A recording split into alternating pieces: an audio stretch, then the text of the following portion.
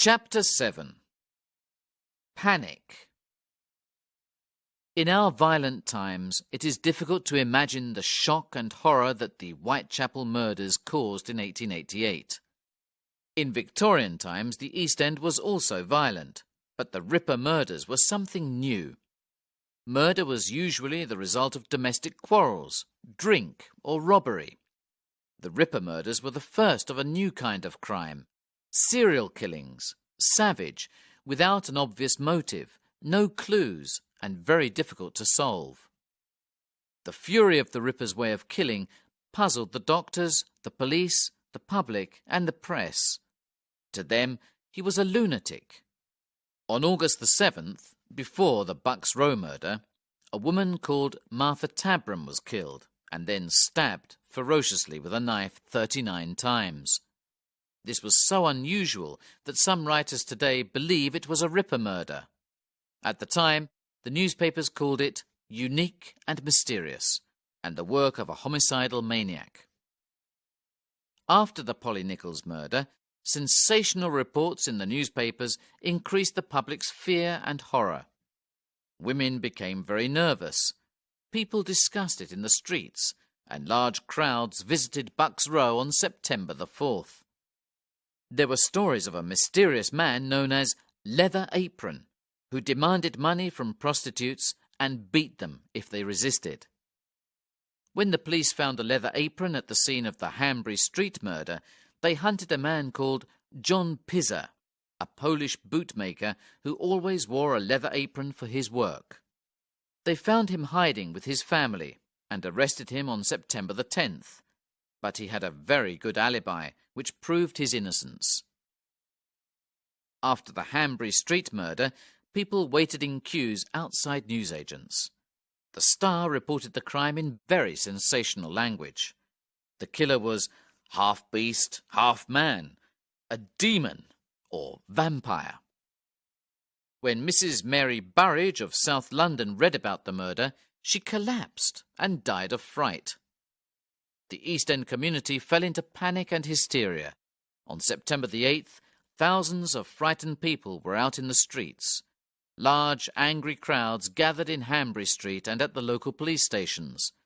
They attacked anybody who looked suspicious. A young criminal called Squibby, for example, was in Hanbury Street when a detective saw him in the crowd and chased him. The crowd followed, shouting, "Catch him!" Squibby was terrified and finally surrendered to the police for his own protection. The anger of the crowd also turned against Jews, who were threatened and abused. Liz Stride and Kate Eddowes were murdered near Jewish clubs, and the police were very nervous about the possibility of anti-Jewish disturbances.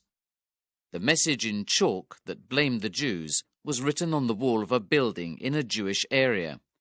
But it is certain that the Ripper was not Jewish, and Samuel Montague, an important Jewish citizen and MP, offered a reward of £100 for the arrest of the murderer. Also, some Jewish tradesmen organised a vigilance committee to help the police and offered a reward. At night, anger changed to terror. Shops closed early. People rushed home and locked their doors. Some prostitutes left Whitechapel. Panic spread all over London.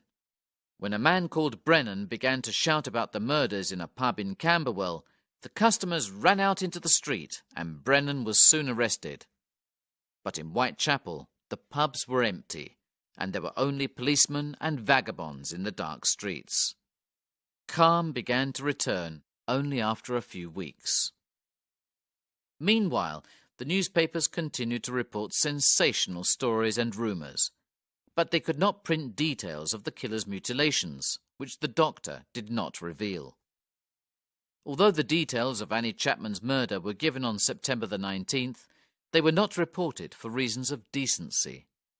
However, 2 days before, somebody sent a letter to the police which was never published. It began, "Dear Boss," and there was a postscript which included the sentence, "What a pretty necklace I gave her." The writer was probably talking about the injury to Annie's throat, but only the police, the doctors, and the killer knew the details of Annie's murder. The letter was signed, "Catch me if you can, Jack the Ripper." It was very probably from the murderer. A second letter of September the 27th was signed, "Yours truly, Jack the Ripper." This was published on October the 1st, the day that the world finally had a name for the Whitechapel killer. After the double murder of September the 30th, the panic got worse. By 11 o'clock that morning, one reporter wrote, it seemed that the whole of the East End was out of doors. Thousands of people went to Berners Street and Meter Square. Many of them paid to look at the murder scenes from windows. Sellers of fruit, sweets and nuts did a fabulous trade. But on October the 3rd, shopkeepers complained that they were losing a lot of business because people were afraid to go out shopping. During the following weeks, sales of newspapers and verses and songs about the murders were enormous. Women lived in terror. Some hoaxers pretended to be the Ripper and followed women to scare them. On October the 10th, a woman hanged herself at 65 Hanbury Street because she was depressed about the murders. Thousands of letters offering information and help were sent to Scotland Yard. Inspector Eberlein and his colleagues had to read all of them. Eberlein himself walked around the Whitechapel streets until 4 or 5 in the morning. He worked very hard and nearly had a nervous breakdown. Hundreds of extra police patrolled the area, some dressed as women. Lodgers, butchers and slaughterers were questioned. On October the 13th, the police began to search every house in a certain radius of the crimes. The search ended on the 18th, and the police admitted they had not found the smallest clue. But it is very possible that they interviewed Jack the Ripper. Years later, Detective Walter Dew wrote in his memoirs about the killer's amazing elusiveness. Jack the Ripper is still as elusive today as he was in 1888.